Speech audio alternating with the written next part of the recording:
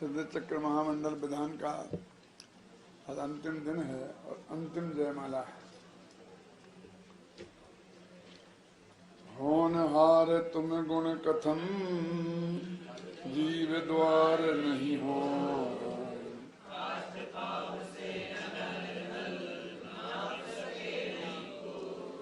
ऐसे होनहार उसे बोलते हैं, जो कौन बोलते हैं, ये लड़का बहुत होनहार है, सबसे बढ़िया होता है, उसे होनहार बोलते हैं। तो इस जगत में सर्वश्रेष्ठ सिद्ध भगवान हैं, इसलिए उन्हें होनहार कहा है।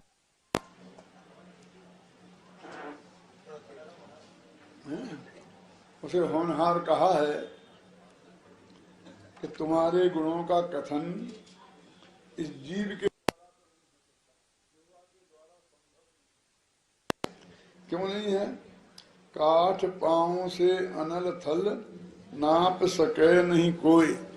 किसी ने काठ का पैर लगाया हो, बोले टांग टूट जाती है ना, तो लकड़ी का पैर लगा लेते हैं। फिर वो अग्नि के जमीन को जहाँ आग लगी हो, ऐसी जमीन पर वो चलेगा तो लकड़ी का पैर जल जाएगा। तो काष्ठ पांव से अनल थल, अनल है ना,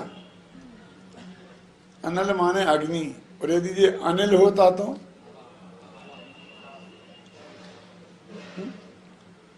समझे ना कि काष्ठ पांव से अनल थल नाप सके नहीं कोई। उसे कैसे नापो, लकड़ी के काठ से उसे नापने की हम कोशिश करेंगे। मेरा ये प्रयास जो है भगवान की भक्ति करने का, वो ऐसा ही है कि मैं तो लकड़ी के पैर जैसा हूं और वो अग्नि की जमीन जैसे हैं। सूक्ष्म शुद्ध स्वरूप का कहना है व्यवहार।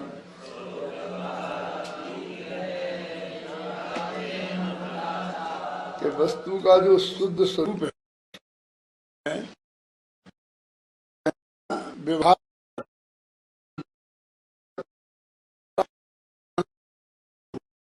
करना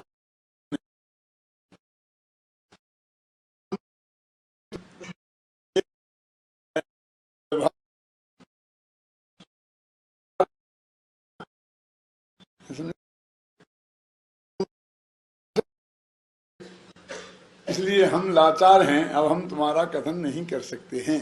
इतना कथन करने के बाद और अंत में कहते हैं हम आपसे माफी मांगते हैं, आप पधारो, हमारा बस की ये काम नहीं है। भक्तांबर महाकाव्य है ना, तो पहले ही काव्य से भगवान की स्तुति शुरू कर दी। 8वें काव्य में पहुंचे तो क्या लिखते हैं, मत्वेति नाथ तव संस्तवनम मयेद माराभ्यते।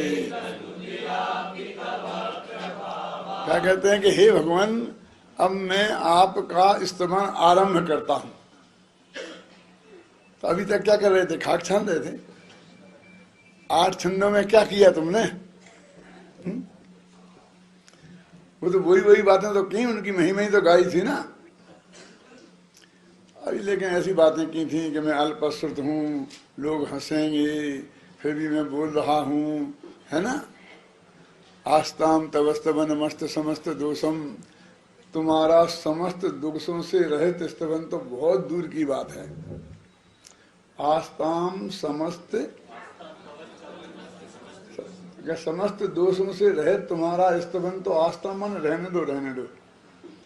इसका जो संस्कृत का अर्थ है ना, हिंदी में हम वैसा लिख नहीं पाते हैं, जो टोन उसकी है। जैसे अपन किसी से कोई बात कहते हैं ना, फिर कहते बहुत हो गई, चलो चलो हटो यहाँ से, रहने दो। आस्ताम का अर्थ ऐसा है, बहुत हो गई बात, रहने दो। आस्ताम तवस्तवन मस्त समस्त दोषम, अस्त हो गए हैं समस्त दोस्त जिसके। आप तो समस्त दोषों से रहित हो, तो आपका स्तवन करना तो बहुत बड़ी बात है। तत्संग कथा भी जगताम दुर्तान हंती, बस तुम्हारी उल्टी सीधी कहानी ही सुनाए तो भी जगत के जीवों के पापों का नाश हो जाता है। क्या तत्संग कथा स्तवन थोड़ी हो, तो कहानी है। तत्संग कथा भी जगताम दुरताने हंती दूरे सहस्त्र किरणा कुरतई प्रभैवे। सूरज की बात तो रहने दो, क्या जरूरत सूरज की? उसकी एक किरण आएगी तो तालाब में रहने वाले कमलों को खिला देगी। तालाब में रहने वाले कमलों को खिलने के लिए पूरे सूरज की जरूरत नहीं है, एक किरण भी काफी है। तो तुम्हारी भक्ति स्तवन बहुत दूर की बातें हैं, क्या जरूरत है? तो तुम्हारी एक कहानी भी कहें, उससे ही बहुत से पाप तो नष्ट हो जाते हैं।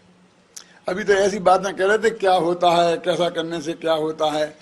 मत्वेति, ऐसा मान कर, क्या कि तुम्हारी हम नाम भी लेंगे उल्टा सीधा जो कुछ भी बोलेंगे तो भी हमारे पाप नष्ट हो जाएंगे। मत्ते तुनाथ तब संसवनम मयेदे मारभ्यते तनु धियापि, छोटी बुद्धि वाला होने पर भी। बहुत से लोग ऐसा अर्थ कर देते हैं, फिर भी मैं मूर्ख, कई पढ़ना भक्तंबर के पद्यानुवाद में, मैं मूर्ख, अल्पश्रुताम का मूर्ख लिखा था, तनु धियापि का भी मूर्ख लिखा होगा। उन्हें बस एक मूर्ख ही दिखता है और कुछ नहीं दिखता है। तनु धिया का मतलब क्या होता है? थोड़ी बुद्धि। अल्पश्रुत का क्या मतलब है? थोड़े से शास्त्र पढ़े हैं मैंने, तो नहीं पढ़े हैं बुद्धिहीन थोड़ी है, और बिल्कुल नहीं पढ़े कहाँ कह रहे आचार्य। और थोड़े पढ़े हैं माने 150 पढ़े होंगे बस। क्या कह रहे 150 पढ़े होंगे? तुमने 50 ग्रंथ पढ़ लिया ना 5 साल में, तो बहुत हो गए ना। इस द्वादशांग वाणी के सामने बहुत थोड़े हैं ना। तो वे अल्पश्रुत कह रहे हैं, तो कोई ऐसा मतलब मैं श्रुत केवली नहीं हूं, सिर्फ इतनी सी बात है क्या? ऐसी तनु धिया भी सिद्धों के ज्ञान केवल ज्ञान के समान है। 4 ज्ञान के धारी गंधर्व देव भी तनु धिया पी है। तो तुम ऐसा मत समझ लेना कि आचार्य मूर्ख होंगे, कुछ पढ़ा लिखा नहीं होगा उनने, इसलिए वो ऐसा कह रहे हैं। हम तो बहुत होशियार हैं, हम तो इतना बढ़िया करेंगे, गजब हो जाएगा। क्यों? यहाँ कहते हैं ना, बस सूक्ष्म शुद्ध स्वरूप का, शुद्ध स्वरूप का सूक्ष्म कथन कहना व्यवहार है, और तुम व्यवहारातीत हो, इसलिए हम अब तुम्हारे गुणों का कथन करने में लाचार हैं। हम तुम्हारे गुणों का कथन नहीं कर सकते। ये कब कह रहे हैं? 2000 गुणों का कथन करने के बाद, और जयमाला में अलग है ना। इतना करने के बाद में हम कह अब हम लाचार हैं, अब हम तुम्हारे गुणों का कथन नहीं कर सकते हैं। फिर भी पे जो कछु हम कहते हैं, फिर पे लगा दिया, फिर भी हम कह रहे हैं कि तुम लाचार हो, तो तुम्हें कौन बाध्य कर रहा है कि तुम कहो, है ना। शांति हेतु भगवान, अपने चित्त की शांति के लिए हम ये तुम्हारे गुणों का कथन कर रहे हैं। कल कहा था ना, एक उदाहरण दिया, सम्मेद शिखर में 2 आदमी गए थे, शेर आ गया था, क्या पता है। तो वो जो सम्मेद दृष्टि है, नमोकार मंत्र क्यों पढ़ रहा था कि भगवान दौड़े दौड़े चले आएंगे और बचा लेंगे, कि किसी देवता को भेज देंगे, कि कोई उनका भगत बिना भेजे आ जाएगा। क्यों? इस आशा से नहीं, केवल निज शांति हेतु लिखा ना, या शांति हेतु भगवंत। वो तो नवोकार मंत्र अपने चित्त की शांति के लिए पढ़ रहा था। तो इतना तो काम होता है ना नवोकार मंत्र पढ़ने से, कि चित्त में शांति तो आती है, घबराना नहीं। क्यों आती है? कितना पढ़ते हो तुम, क्यों नहीं आती चित्त में शांति?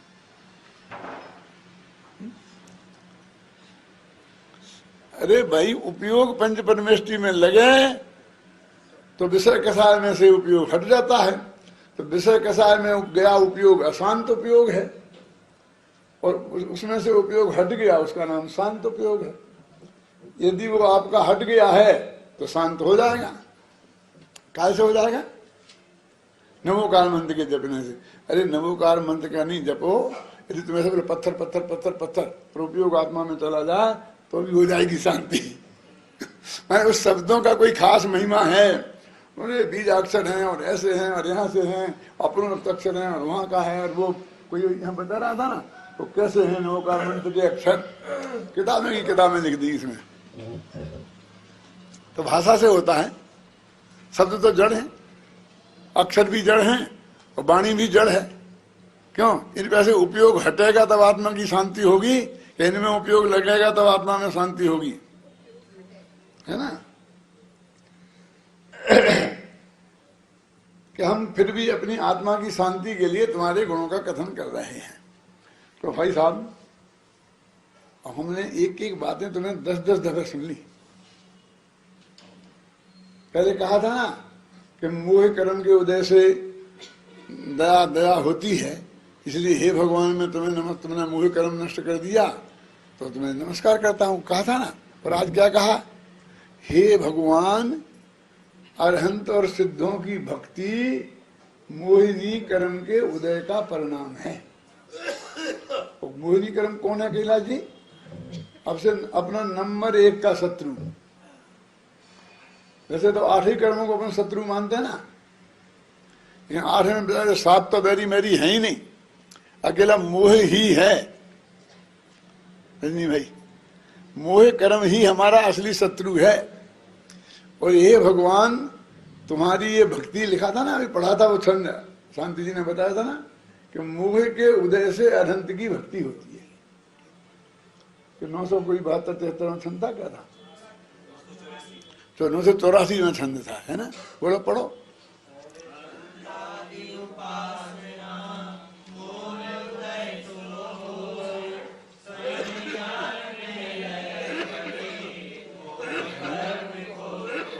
तुम समझ में बहुत बड़ा तीर मार रहे हैं।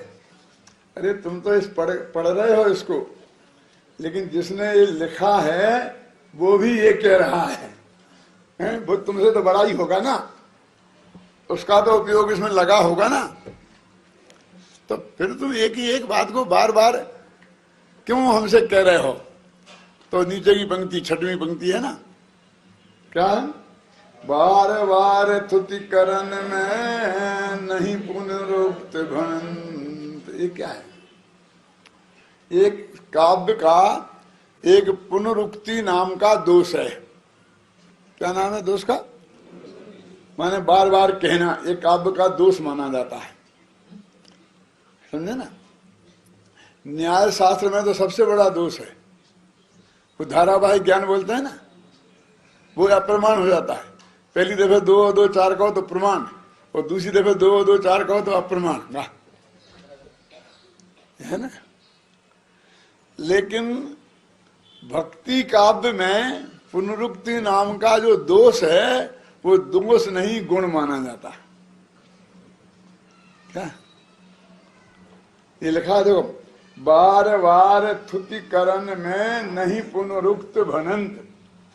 उस पुनरुक्ति नाम का दोष नहीं आता है। देखो, मैंने कल जिस जयमाला का अर्थ किया था, आज भी मैं उसी जयमाला का अर्थ करूं तो सब प्रश्न खड़ा कर देंगे, कल हो गया, कल हो गया, कल हो गया। कहेंगे कि नहीं कहेंगे? आगे आगे चलो, आगे चलो। मैंने क्या गलती की? तुमने भी जो कल ही पढ़ी थी ये सब जयमाला, आज क्यों पढ़ रहे? तुमने तो पढ़े थे ना सब, ध्यान पूजा, देवशास्त्र गुरु पूजा कल भी की थी, आज क्यों की? क्यों? ये विधान एक अगली साल करा लिया था, दोबारा क्यों कराया? क्यों? इस समय साहब का प्रवचन तो बहुत हो गया, अब प्रवचन साहब चलाओ साहब। क्यों बोलते कि नहीं बोलते? तो देखो, स्वाध्याय में, प्रवचन में पुनरुक्ति दोष है, गद्य लेखन में पुनरुक्ति दोष है। ये बात तो पहले भी आ गई थी। और भक्ति में पुनरुक्ति गुण है? होता कि नहीं होता? हम अभी एक वाक्य को रिपीट करें तो आप कहें आगे बढ़ो, और तुम केसरिया केसरिया चावल रंगवा दो, केसरिया केसरिया केसरिया, क्या है इसमें? चावल रंगवा दो, इसमें 100 दफे बोलते हो, याद हो जाए। इसमें क्या दम है? इसमें है क्या? भगवान की भक्ति है ना, क्यों? पुनरुक्ति दोष नहीं है। लेकिन भगवान की क्या चावलों की भक्ति दिखती है मुझे? क्या हो जाएगा? केवल केसरिया चावल रंगवा देंगे तो क्या हो जाएगा? वो बच्चों सा खेल नहीं है। ये बच्चा कि मम्मी मेरे को क्या खिलौना दिलवा दो, मम्मी मेरे को ये करवा दो। इसमें तुमने बना लिया भगवान, तुम बालक बन गए, भगवान तुम्हारी मम्मी बन गई। इसमें भक्ति भक्ति क्या है? भक्ति किसे कहते हैं? गुणेशु अनुरागा भक्ति। भक्ति की तो ये परिभाषा दी है ना। तो बार बार तुतिकरण में नहीं पुनरुक्त भनंत, हो गया ना। जय स्वयं शक्ति आधार योग,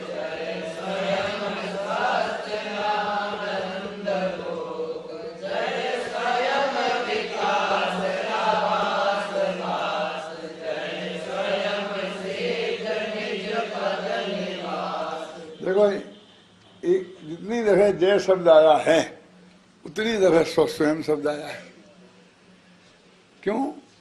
कि जैन दर्शन में एक द्रव्य दूसरे द्रव्य का कर्ता नहीं है।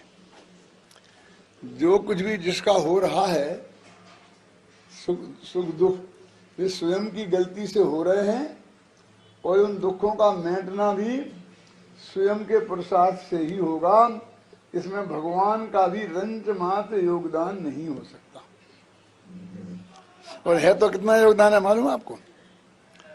कि एक राजा ने घोषणा करी कि इस तालाब के ठंडे पानी में माघ के महीना में जो रात भर डुबकी लगा के रहेगा तो उसको मैं इतनी इनाम दूंगा। क्यों? एक आदमी बेचारा डुबकी लगाया रहा और सुबह राजा के पास गया कि मुझे इनाम दो। तो राजा ने कहा प्रूफ लाओ कि तुम डुबकी लगा रहे। कैसे कैसे माने हम के साथ? आपके महल के ऊपर दिया जल रहा था और मैं बराबर रात भर उसे देखता रहा, बिल्कुल जलता रहा, वो बुझा नहीं। बोले अच्छा, वो दिए की गर्मी में ही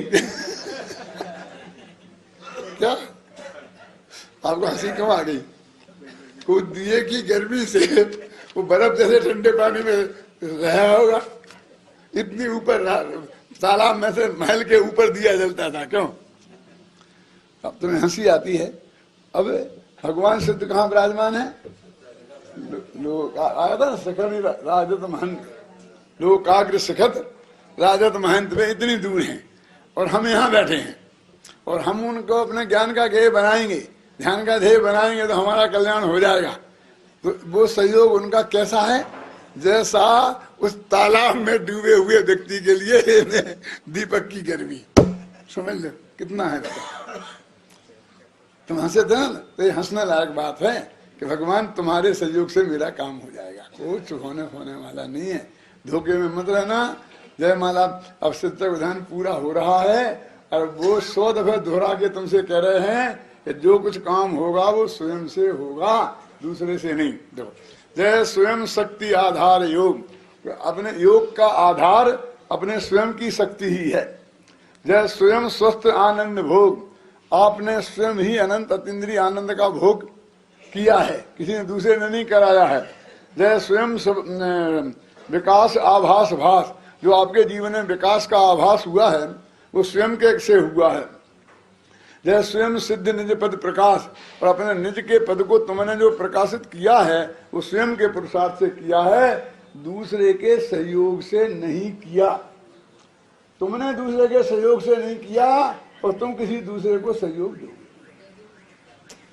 ये समझना मार्मिक बात क्या है। मेरी बड़ी बच्ची की शादी होनी थी और दूसरे लड़के वड़के देखने जाते थे और लौट के आते थे तो मेरे पिताजी मेरे से पूछते थे कि क्या हुआ बेटा? कि तुम्हें क्या करना, हुआ होगा जो हो जाएगा। तुम उपदेश तो दोगे आध घंटा, तो इतना नहीं कह सकते हो कि क्या हुआ क्या होना। पंडित क्या बन गए ना मालूम, क्या समझने लग गए अपने को। मैंने कहा मैं ये कहना चाहता हूं कि तुम्हारे सब बेटा बेटियों की शादी हो गई है, अब तुम क्यों फिक्र करते हो? क्यों? तुम्हारे किसने निपटाए थे? तुम्हारे पिताजी ने निपटाए थे। क्योंकि मेरे पिताजी का स्वर्गवास जब वे 2.5 बरस के थे तब हो गया था। मेरे दादाजी कब स्वर्ग हो गया था? जब मेरे पिताजी 2.5 बरस के थे तब उनका स्वर्गवास हो गया था। तो तुम्हारे पिताजी ने तुम्हारे नहीं निपटाए ना, तुम नहीं निपटाए ना, तो तुम हमको इतना अयोग्य समझते हो। हम अपने निपटा लेंगे, तुमने अपना निपटाए, झगड़ा खत्म, सब काम स्वयं का स्वयं से रहने दो। अरे भाई हमारे तो थे नहीं, इसलिए हमको ही निपटाना पड़ा था, लेकिन हम तो अभी जिंदा बैठे हैं ना। मैंने कहा हम नहीं, तुमको हस्तक्षेप नहीं करने देंगे। क्यों? कि तुम्हारा सहयोग लेते ही फिर हमारी ड्यूटी हो जाएगी कि हम अपने बाल बच्चों को भी निपटाएं, और हम वो झंझट नहीं पालना चाहते, अपना बुढ़ापा खराब नहीं करना चाहते। क्या? तो तुमने अपना निपटाओ और हम अपना निपटाएंगे और बच्चे अपना निपटाएंगे। बोलो हाँ हमारे बच्चों को रख, एक लो, वो क्यों रख लें, क्या को रख लें, क्या करना, क्यों? हम जिंदगी से हमको यही करते रहना, हम कोई झंझट में पड़ने वाले नहीं है। और हमारा तो मार्ग है कि सब अपना अपना करो, अपनी मदद आप करो। पिसी पछौनी कैसे भई, जब कहूँ ना मिली तब घर से भई, ये बुंदेलखंड की कहावत है। आज के बुंदेलखंडियों की भी समझ में आई होगी कि नहीं आई होगी पता नहीं, बाकी के लोगों की समझ में तो आने का सवाल ही नहीं है। किसान लोग जब गेहूं बोते हैं, गेहूं को पिसी बोलते हैं बुंदेलखंड में, तो वो किसी साहूकार से बीज उधार लेके आते हैं। तो एक बेचारा आदमी के सबसे बाद में बोया गया, तो किसी ने पूछा कि पिसी पिछोनी कैसे भई, ये गेहूं को बोने में देर कैसे हो गई? तो उसने जवाब दिया, कहूं ना मिली तब घर से भई। क्या मतलब? कि मैं सब साहूकारों के पास गया, इससे मांगी उससे मांगी, किसी ने नहीं दी, इसमें 15 दिन निकल गए, किसी ने नहीं दी कि नहीं दी, तो बोई कैसे? जब किसी ने नहीं दी तो हमने घर में से निकाल के बोए, कि पूरे घर में रखी थी तो सबसे पहले बोना चाहिए थी। क्या मैं घर की कम हूं जब तक साहूकारों की मिलती है? समझ रहा है? ऐसी पिछली बुद्धि वाले होते हैं कि पिसी पछोनी कैसे भई, कि कहूं ना मिली तब घर से बई, बई माने बोई। समझ में आ गया ना? अब तो नहीं भूलोगे, बुंदेलखंडी तो नहीं भूलेंगे। हैं? कि भाई आज तक तुम मोक्ष में क्यों नहीं गए? कि भगवान भरोसे पड़े रहे इसलिए नहीं गए, दूसरे गुरु जी के भरोसे पड़े रहे इसलिए नहीं गए। क्यों? तो अब आज कैसे आ रहे हो? जब स्वयं से आ रहे हैं कि जब भी जाना होगा, आत्मा का कल्याण करना होगा, स्वयं से करना होगा, दूसरों के भरोसे काम नहीं चलेगा। इस जयमाला का ये संदेश है, बार बार स्वयं कह के कि जय स्वयं बोध संकल्प,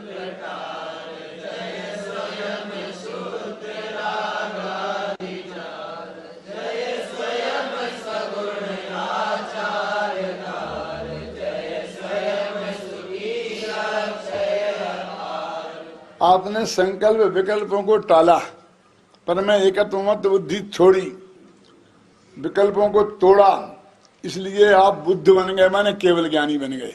कैसे बने? स्वयं अपने संकल्प विकल्पों को तोड़कर तुम स्वयं बुद्ध बने हो। रागादि जार, रागादियों को जलाकर तुम स्वयं शुद्ध हुए हो, है ना? जय स्वयं सुगुण आचार, निर्मल आचरण को धारण करके तुम स्वयं सुगुण हुए हो।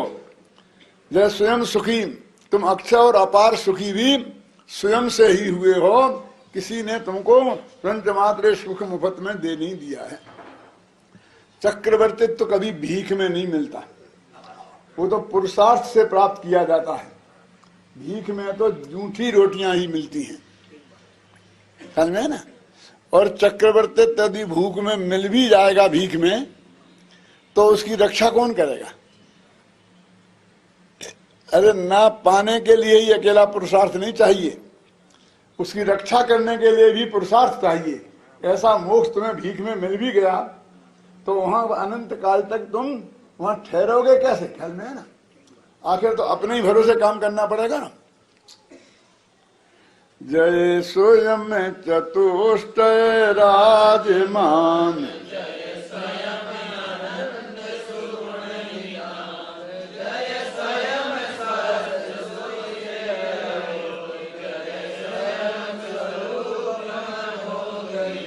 अपने अनंत चतुष्ट से तुम जो शोभायमान हो ना, अनंत दर्शन, अनंत ज्ञान, अनंत सुख, अनंत बीज, इनको अनंत चतुष्टय कहते हैं। ये अनंत चतुष्टय, एक स्व चतुष्टय भी होता है, उसका स्वद्रव्य, स्वक्षेत्र, स्वकाल और स्वभाव, वो स्व चतुष्टय है। और ये अनंत चतुष्टय है। स्व चतुष्टय हर एक द्रव्य का अपने अपने में है, और अनंत चतुष्टय अनंत भगवान और सिद्ध भगवान के ही है। कि तुम अनंत चतुष्टय से जो राजमान माने शोभायमान हो, वो स्वयं ही हुए हो। जैसे स्वयं अनंत सुगुण निधान, अनंत गुणों के निधान खजाने तुम बने हो, तो स्वयं से ही बने हो। और तुम जो स्वयं अयोगी बने हो, अनंत काल तक के लिए स्थिर हो गए हो, स्वस्थ हो गए हो। स्वस्थ माने बिल्कुल निरोग है। स्व माने अपना आत्मा, और उसमें स्थित हो जाना, उसका नाम है स्वस्थ। क्या स्वस्थ माने? स्व माने शरीर थोड़ी होता है, स्व माने तो आत्मा होता है, और उसमें स्थिर हो जाना। स्थिर हो जाना माने उसको ये जानना कि ये मैं हूँ, उसको ये मानना कि ये मैं हूँ, और उसी के ध्यान में लीन हो जाना, इसका नाम है स्वस्थ होना। बोलो, अब बोलो ये कौन सी दवाई से होंगे? योगा करने से होंगे? हे भगवान, तुम मनोज्ञ हो, मनोग योग के ध्यान करने वाले हो, वो स्वरूप से ही हो, स्वयं ही हो, स्वयं से ही हो। जय स्वयं स्वाक्ष निज ज्ञान पूरे। हे भगवान, आप निर्मल ज्ञान के धनी हो तो स्वयं से हो, अनंत वीर वाले हो, और कर्म रूपी शत्रुओं के वज्र को आपने चूर्ण कर दिया है तो स्वयं से किया है। अब भगवान अब मामला पलटता है जरा, तुमको तो वो लाइन दिखती है ना छंद, देखिए मामला यहाँ से पलट रहा है, इसलिए मैं यहीं खत्म रखता हूँ। जय महामुनि ने आराध्य जान,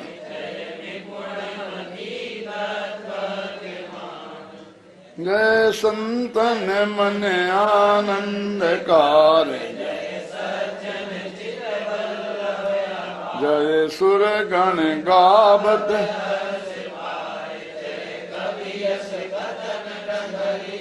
हे भगवान तुम महामुनियों के आराध्य हो। मुनिराज तुम्हारा ध्यान करते हैं। सारी दुनिया मुनियों का ध्यान करती है, ना करती होगी तो ध्यान रखती तो है ना, और महामुनि उनका ध्यान रखते हैं। गुरुदेव ऐसा बोलते थे, 96,000 पत्नियों के चित्त में और 32,000 मुकुटबद्ध राजाओं के चित्त में चक्रवर्ती विराजता है, लेकिन चक्रवर्ती के चित्त में वे रानियां और मुकुटबद्ध राजा नहीं विराजते हैं, सिद्ध भगवान विराजते हैं, अरहंत भगवान विराजते हैं। और अरहंत भगवान के चित्त में चक्रवर्ती नहीं विराजते हैं, अपना त्रिकाली ध्रुव भगवान आत्मा विराजता है। मोक्ष पावर की बताई थी ना, 103वीं गाथा पढ़ना, बहुत अच्छी है। कहाँ गया? तुम महामुनियों के आराध्य हो, जो निपुणमती तत्वज्ञ, तत्वों को जानने वाले निपुणमती हो। जय संतन मन आनंदकार, जो संत लोग आपके चित्त का में विचार करते हैं तो उनके चित्त में आनंद पैदा होता है, इसलिए कहा जाता है कि तुमने उनके चित्त में आनंद पैदा किया। जय सज्जन चित्त बल्लभ अपार, सज्जनों के चित्त के लिए अत्यंत प्यारे हो तुम। जय सुरगण गावत हर्ष पाए, और देवता लोग तुम्हारे गुणों का गायन करके बहुत खुशी होते हैं। और जय कभी यश कथन न करी अघाय, कभी लोग भी तुम्हारे गुणों का यश का कथन करने में अघाते नहीं। अघाना जानते ना? बिल्कुल अब नहीं चाहिए, बस अब नहीं चाहिए, हैं तृप्त नहीं होते हैं। अब देखो फिर मामला पलटता है। तुमने महातीर्थ भवि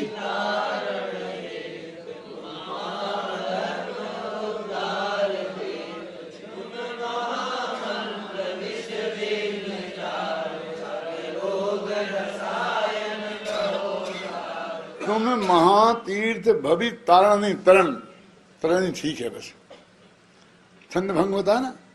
तुम महातीर्थ भवि तारण हेत, ऐसा अपन तारण कर लेंगे ना, क्यों घबराते हो, उसमें तय है, समझे ना। कहते हैं कि तुम महान, हम तीर्थों पे क्यों जाते हैं, हमारा कल्याण हो जाएगा।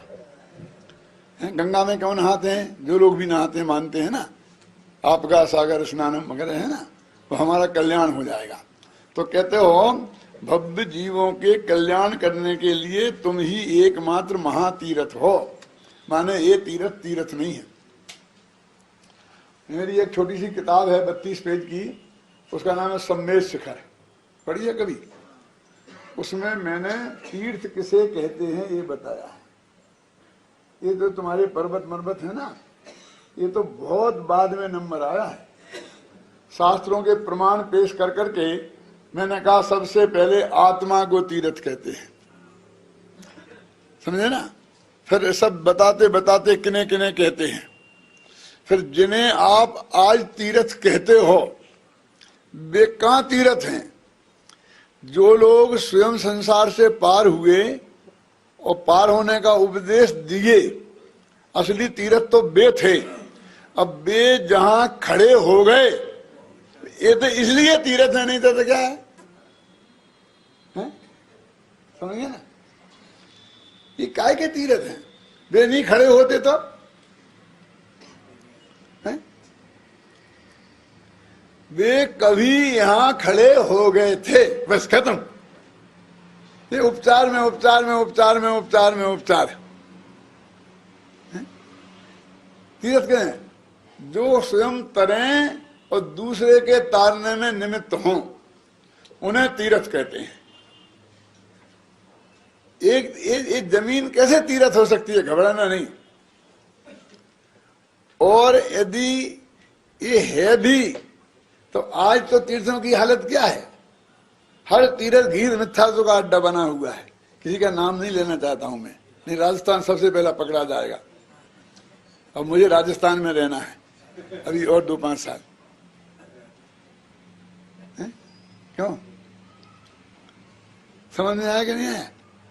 सब जगह ये दे दो, ये मिलेगा, ये मिलेगा, ऐसे ही पंडित बैठे मिलेंगे, ऐसे ही सब मिलेंगे, वो यही बताएंगे तुम्हें ये करो तो ये होगा, ये करो तो ये होगा, ये करोगे तो ये होगा, हम ये कर देंगे, ये जपो मां, ये करो। क्यों? कोई आत्मा की बात कहीं कहने वाला हो तो बताओ, हैं? जो असली तीर्थ है ना, आत्मा तीर्थ है। वो किताब मैंने जब वो सम्मेद शिखर का झगड़ा चल रहा था ना दिगंबर श्वेतांबर का, तब लिखी थी। तो अपने दिगंबरों ने दिन भर का उपवास किया था तीर्थ के लिए, और वो उपवास सुबह 9 बजे शुरू होता था और शाम को 5 बजे खत्म हो जाता था। सब नेता लोग बैठे हैं, सब जानते हैं, ऐसे ही किया था ना। तो जयपुर में भी हुआ था रामलीला के मैदान में सामूहिक उपवास। 9 बजे शुरू हुआ, फिर उसमें तय हुआ कि साहब अभी सारी समाज इकट्ठी हो जाएगी तो नेता लोग आएंगे, वे भाषण देंगे, चुनाव का मौका चल रहा है, अपने वोट मांगेंगे। सब कहीं किसी का भाषण नहीं होगा। 8 घंटे भगवान की भक्ति होगी। क्यों? और यदि किसी का प्रवचन होगा तो डॉक्टर भारे लिखा होगा, भाग्य से निर्णय हो गया उसमें कमेटी में। तो 7 घंटे, 8 घंटे में 1 घंटे मेरा प्रवचन और 7 घंटे भक्ति। और भक्ति भी ऐसी बांट दी गई कि 4 घंटे आधी में चोटमल स्मारक कराएगा और 4 घंटे में दूसरे लोग कराएंगे। अपने तो कोई ऐसी मांग की नहीं थी, लेकिन मिल गई। तो वहां हुआ साहब, वहां मैंने जो भाषण दिया था उसी के एक किताब लिखी थी, और वो मैंने वहां पर 5,000 की 10,000 किताब बांटी थी फ्री में सबको। अभी भी नीचे होगी, जिसको लेना हो ले सकता है, फ्री ले लेना, फ्री दे देना भैया जो लेना चाहे। सुनो, और फिर मैं बताऊं उस भाषण का इतना प्रभाव पड़ा, क्योंकि श्वेतांबर लोग भी उसमें आ गए थे देखने के लिए क्या करते हैं जी हमारे विरुद्ध। तो और तो पूजा भक्ति थी, उसमें कुछ होना ही नहीं था, और भाषण मेरा था। तो श्वेतांबर भाई मेरे पास आए कि साहब वो भाषण जो आपने रामलीला मैदान में दिया था वो उसे हमें अपने यहाँ भी कराना है। और वो जो किताब बांटी थी वो हमें भी बांट ली है, तो मेरी किताब उनने भी 5,000 ले जाकर के अपने बांटी और मेरा भाषण करवाया। आप समझ लो कैसा होगा वो भाषण है। और दिगंबरों ने भी बांटी, श्वेतांबर भी खुश हो, दिगंबर भी खुश। साहू अशोक कुमार का एक कमेंट था कि कोई ने कहा इसमें यहाँ पर अपनी जो झगड़ा जिसके लिए उपवास कर रहे वो तो आया ही नहीं, झगड़ा तो आया ही नहीं, क्यों रजनी भाई। तो साहू जी ने कहा बहुत बढ़िया मुझे कि भैया विद्वान लोग तो ऐसा ही करेंगे, झगड़ने के लिए अपन लोग हैं ना।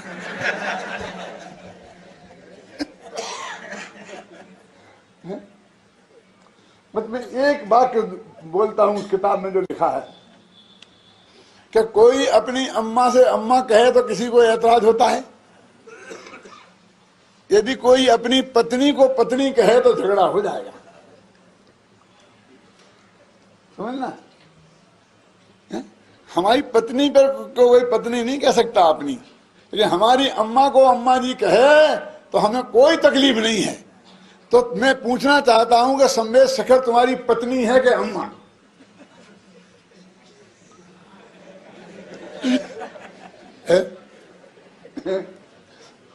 तो दूसरे भी उसे अपना कहें तो तुम्हें क्या तकलीफ है?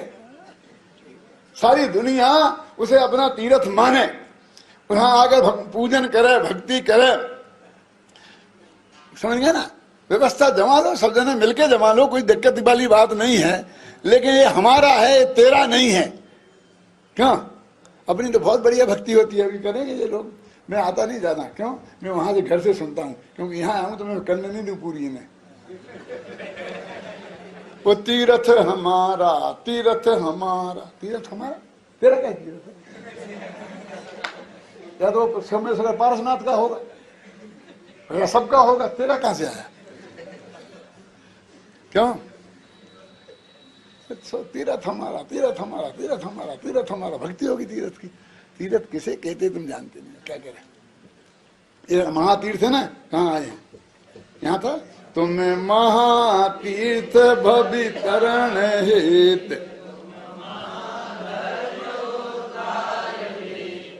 तुम ही आत्मा का कल्याण करने के लिए महान धर्म हो। तुम महामंत्र विष विघन जार, ये विघ्न कर दिया, ये विघन रंदेना, घा पूरा है ना, इसको वही रंदेना शब्द तद्भव। तुम महामंत्र हो, विश्व रूपी विघन को जलाने के लिए। पहले जमाने में मंत्र होता था ना, तो मंत्र फूंकते थे, विश्व उतर जाता था। तो ये क्या कर, तुम ही हो, तुम महामंत्र हो। ये विघ्न रूपी जो विष है उसको जलाने के लिए तुम महामंत्र हो, समझे ना। और तुम कहाँ गया? अघ रोग रसायन कहो सार, अघ माने पाप रूपी रोगों को नष्ट करने के लिए तुम सर्वश्रेष्ठ रसायन हो। ये आयुर्वेद में रसायन होती हैं दवाइयां, सर्वश्रेष्ठ दवाइयां होती हैं, तो तुम रसायन हो। अघ, अघ माने क्यों भैया? बताया था ना एक दिन। अब आज तो 8 दिन की परीक्षा होनी है ना, तो अघ बताया था ना एक दिन। अघ माने क्या है? पाप तो है, पाप, पाप माने क्या है? अघ माने जो पाप है उसका अर्थ क्या? बोलो मत, चुप रहो। घा माने आत्मा, और जिसने आत्मा को नहीं जाना, नहीं पहचाना, उसका ध्यान नहीं किया, वे सब अघ, घा से रहित हैं, वे सब पापी हैं।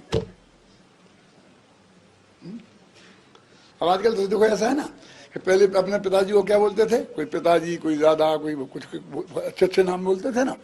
अब धीरे धीरे फिर आगे डेड, जिंदा नहीं, मर गए, डेड हो गए। फिर पापा, अमृतचंद्र ने लिखा है समय सार में, ते अद्यापि पापा। पापा माने पाप, पापा पापहु पापा। आप संस्कृत जानते?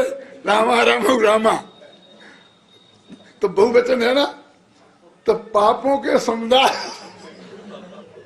पापा माना पापों के पिंड, और वो हमें पसंद आता है। ते अद्यापि पापा आता ना कल समय सार में एक, देखो क्या लिखा यहाँ पढ़ रहा ना, पाप कहाँ गया भैया, मैं भूल जाता हूँ। अभी रोग रसायन तो हो गया ना, तुम होगा हो निकल गए, मूलेगे। तुम्हें जितने भी शास्त्र हैं सुनो, उनके एकमात्र वे ज्ञान है ना, तो उनके गे हो। और यदि वे तुम्हारे गुणगान गाते हैं तो उनके गे हो। दो गे हो गए, एक छात्रा वाला ज्ञा और एक काका वाला गा। तो गे माने शास्त्रों में जितने गीत गाए हैं वो तुम्हारे ही गाए हैं, एक वैसे गे हो गए।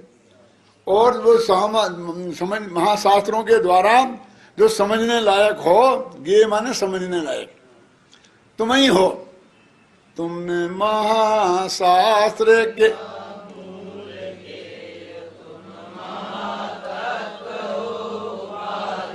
तुम्हें महाशास्त्र के मूल गे। काकी क्या जरूरत के, बढ़िया है ना, है? तुम महातत्व हो, उपादेय, तुम ही सर्वश्रेष्ठ तत्व हो, जीव तत्व हो ना, उपादेय तत्व हम। तिहु लोक महामंगल स्वरूप, हे भगवान तुम तीन लोक में महामंगल हो, अनंत आनंद करने वाले हो, तुम तीन लोक के सर्वोत्तम हो, तुम अनुपम हो, तुम्हारी उपमा किसी से नहीं दी जा सकती है। तिहु लोक सर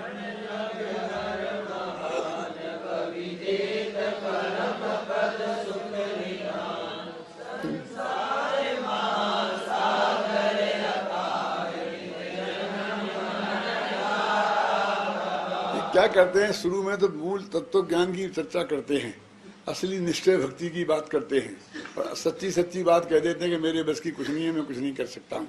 ख्याल में आई ना, और तुम एक दूसरे के करता धरता नहीं हो, ये बराबर सब बात। तुम पर के करता नहीं नाते, समझे ना, ये बता देते हैं। अब अंत में वो थोड़ा व्यवहार भी तो निभाना चाहिए ना, ख्याल ना, तो फिर वो कहने लगते हैं कि तुम ऐसा कर दो, ऐसा कर दो, ऐसा किया तुमने, थोड़ा थोड़ा कह देते हैं। अब हमारे दिमाग में वो अंत का रहता है, पहले की सब भूल जाते हैं। सुनो, त्यों चाहिए ना, त्यों लोक शरण आगे हर महान, तुम तीन लोक में परम शरणभूत हो, पापों को हरने में महान हो, और भव्य जीवों को परम पद जो सुख का खजाना है वो देने वाले हो। देत आ गया ना, भवि देत, व्यवहार शुरू हो गया। ऊपर तो कह रहे थे कि कोई किसी को कुछ नहीं देता है, सब स्वयं होत, ये स्वयं स्वयं कितना कहा था, फिर परस्पर विरोध लगता है। तो मैंने कहा ना, अपने यहाँ एक बनियों के यहाँ एक बट्टा खाता होता है, तो जब हिसाब नहीं मिलता है तो बट्टे खाते में जमा कर देते हैं, बट्टे खाते में नाम मार देते हैं। जैन दर्शन में एक बट्टा खाता है, जब जहाँ हिसाब किताब बैठे नहीं तो उसमें डाल देना, ख्याल में है ना। संसार महासागर अथाह, सो काल अनंत दियो बता,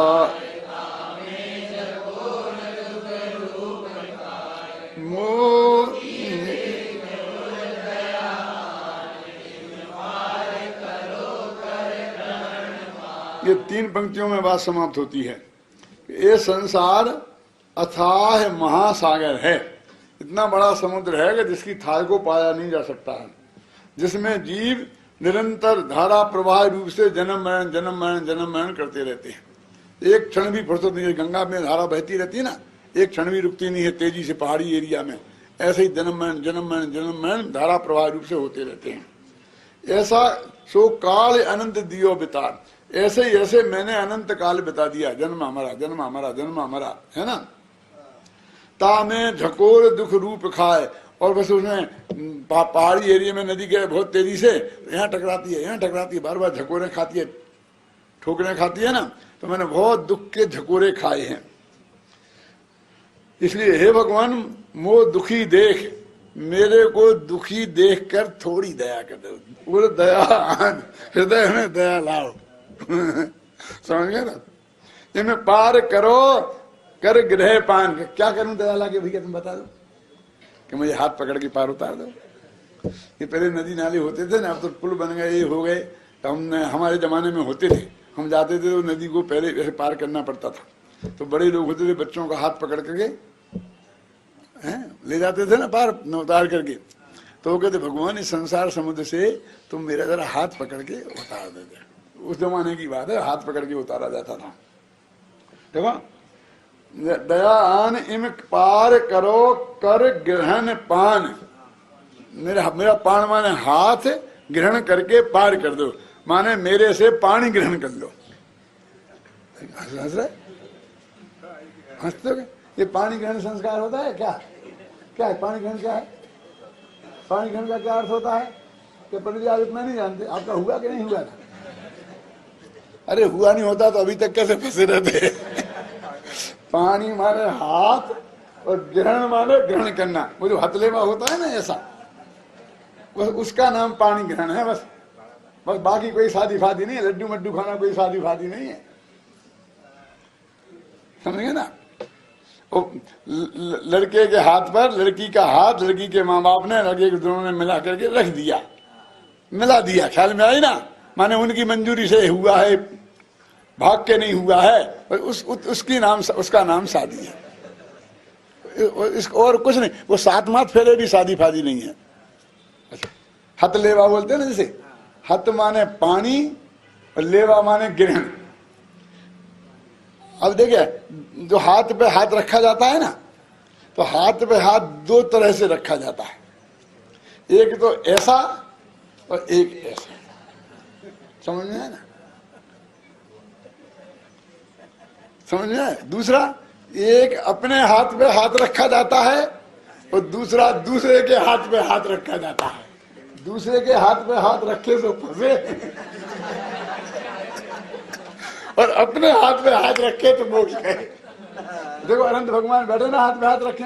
नीचे देख लो ना जाकर, श्रीमंदिर परमात्मा बैठे ना मंदिर में, हाथ पे हाथ रख के बैठे कि नहीं बैठे? लेकिन ऐसा नहीं रखना, नहीं फंस जाओगे। ये ऐसा हाथ बंधन का प्रतीक है और ऐसा हाथ छूटने का प्रतीक है। समझ में है ना? कहते ना भैया धंधा पानी कैसा चल रहा है कि हम तो हाथ पे हाथ रखे बैठे, मतलब कुछ नहीं चल रहा है। तो जगत का सारा धंधा पानी बंद हो जाए, उसका नाम है हाथ पे हाथ रखना। क्या? और अपने हाथ पे हाथ रखना और पराये हाथ पे हाथ रखना। समझ गए ना? वो तो हंसे से फंसे गए, काम से आया ना। ऐसा ही है ना? क्या लिखा है तो पढ़ो अपन। कर ग्रहण पान, मेरे को दुखी देखकर हृदय में दया लाकर खुद कह रहे थे कि दया मोहे कर्म के हृदय से होती है और तुमने मोहे कर्म का नाश कर दिया। और कहते थोड़ी दया मेरे लिए ले आओ। है ना? इन पार करो कर ग्रहण पान, और मुझे हाथ पकड़ करके संसार समुद्र से पार कर दो। तुम ही हो इस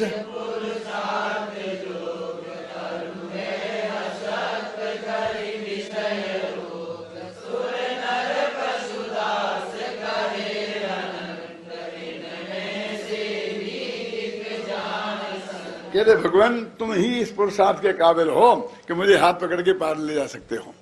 बाकी के जो देवता कहलाते हैं वो असक्त हैं, वो 5 इंद्रियों के भोगों से में लगे हुए हैं और उन रोगों, भोग रूपी रोग में खुद रोगी हैं। मैंने बहुत पहले एक चौपाई लिखी थी, पढ़ी है कहीं, याद है दादा मुझे। नारी रूप धार करहिए, ये 16-17 वर्ष की उम्र में लिखी थी। नारी रूप धार करहिए ब्रह्मा पंचानन कर लिए। कहानी मालूम है इसकी कि नहीं मालूम? कि ब्रह्मा जी तपस्या कर रहे थे और इंद्र का आसन कप गया, वो घबराया बेचारा। उनके यहाँ इंद्र बहुत घबराता है, कोई भी तपस्या करता है तो डर लगता है मेरा पद छिन जाएगा, उसे धृष्ट करो, बस इंद्र का काम एक ही है क्या। तो उसने क्या किया, देवांगना भेज दी, तो नाचने लग गई। तो ब्रह्मा जी के 4 मुख थे, 4 मुख थे, तो यहाँ सामने नाचती थी तो आंखें चुपचाप करके देखने लग गए, फिर बगल में नाचने लग गई। तो ऐसी गर्दन मोड़ते हैं तो लोग क्या कहेंगे, शर्म लगती है ना। तो यहाँ की आंखें खोल ली, फिर यहाँ पहुंच गई वो, तो यहाँ की आंखें खोल ली, फिर यहाँ पहुंच गई, यहाँ की आंखें खोल ली, फिर ऊपर पहुंच गई आकाश में। अब क्या करें, ऐसा करके देखें। तो उन्होंने एक गधे का मुंह बना लिया, ऊपर की आंखें खोल ली। ऐसा सास उनकी आती है कहानी, मैं नहीं कह रहा हूं अपनी तरफ से, उसको तो मैंने उस वक्त लिखा था जब पारोली में था तब। नारी रूप धार करहिए, ब्रह्मा पंचानन कर लिए, विष्णु लक्ष्मी के अधीन, समझ गए, और शंकर हिम कन्या लवलीन। अर्थ समझ में आ रहा कि नहीं आ रहा। विष्णु भगवान लक्ष्मी जी के पीछे पीछे दौड़े दौड़े फिरते हैं, और शंकर भगवान हिमकन्या माने पार्वती, पर्वत की बेटी, उसके पीछे पड़े फिर रहे हैं। जीतन हारे नारी के प्रभु आप ही एक, आयो तेरी शरण में तुम ही राखो टेक। क्या वो लिखा दो, क्या लिखा यहाँ पर, तुम ही हो इस पुरुषार्थ जोग, अरु हैं असक्त करी विषय रोग। समझ में आ गए, 5 बता दिए ना। जो जगत में देवता कहलाते हैं वो सब ऐसे ही हैं। मैं वहाँ अशोक नगर में संस्कृत पढ़ाता था, तो उसमें एक स्वर्ण पुष्प नाम की किताब थी, उसमें सबसे मंगलाचरण था। तो मंगलाचरण में ऐसा अथाग शंकर जी भगवान को नमस्कार किया था, और शंकर भगवान को नमस्कार ऐसा किया था कि आप योगियों में सर्वश्रेष्ठ हो। क्यों? क्योंकि आपने कामदेव को भस्म कर दिया था। आप भोगियों में सर्वश्रेष्ठ हो। क्यों? क्योंकि पार्वती जी आपकी जांग पे बैठी है। उस छंद में ऐसा लिखा था अर्थ। तो आप योगियों में भी श्रेष्ठ, भोगियों में भी श्रेष्ठ। आप तो 2 नंबर पे कहीं रहते ही नहीं।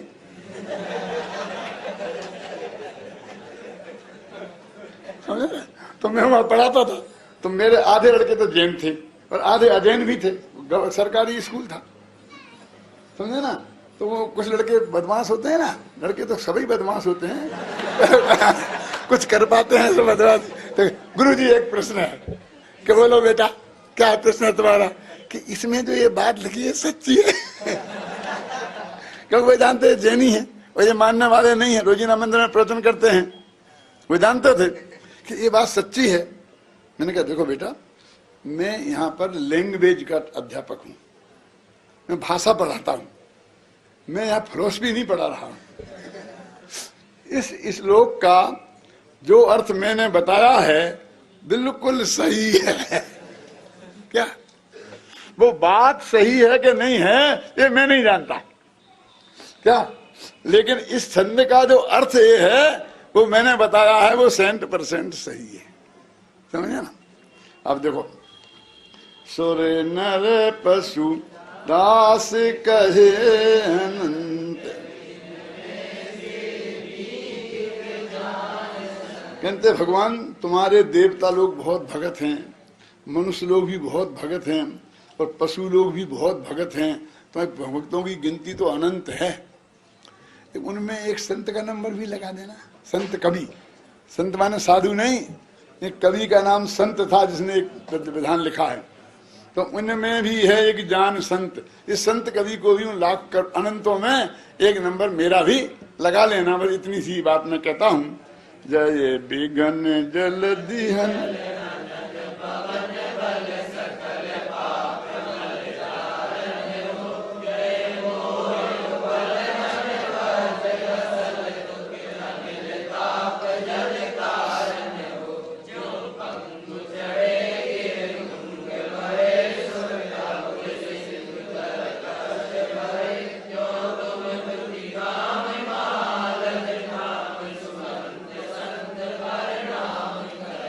हे भगवान तुम बिघन जलधि, बिघन बिघन है समुद्र, जलधि माने समुद्र, और उसके जो जल है, समुद्र का जल, उसको तुम हनन, उसको नष्ट करने के लिए तुम पवन हो।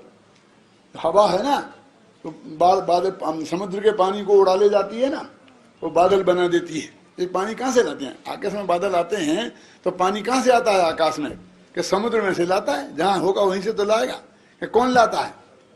एक सूरज अपनी गर्मी से ऊपर ले जा, भाप बनाता है, और हवा उसको उड़ा के यहां ले आती है। तो क्या कहते हैं कि विघन रूपी जो समुद्र, उसका जो जल, उसको हनन, उसको नष्ट करने के लिए तुम पवन हो, हवा हो। पवन बल और सकल पाप मल जारन हो। यदि पाप हैं, यदि वो मल हैं, तो उन सभी पापों को जलाने वाले तुम अग्नि हो।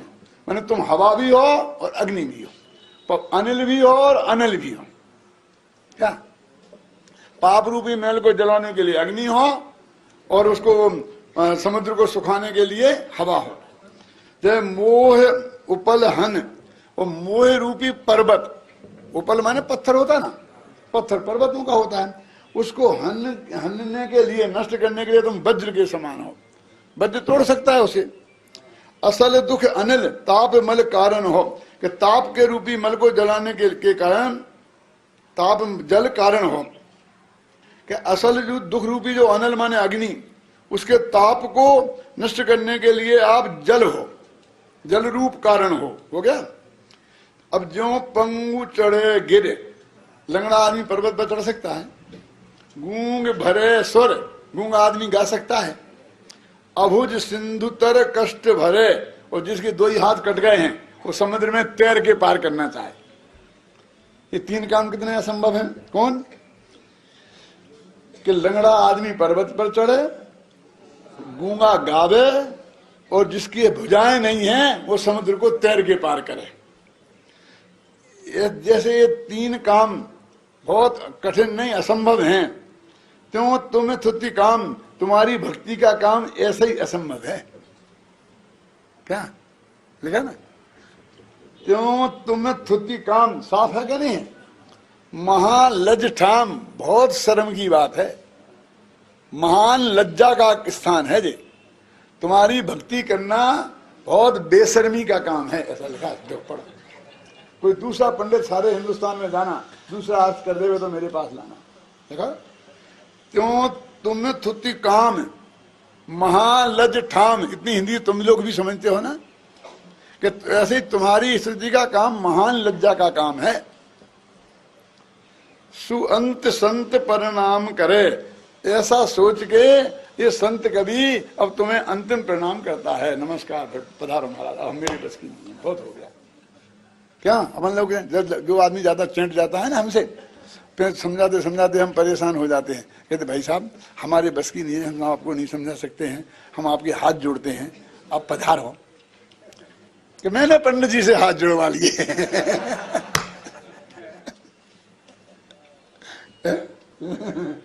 समझ गया ना? ये महाकाम है, मैं अंतिम प्रणाम तुम्हें करता हूं, अब मैं और कोई बात तुम्हारे बारे में नहीं कहना चाहता हूं। हो गया ना? फूल आ गया। तीन लोक चूड़ामणि सदा रहो जय बन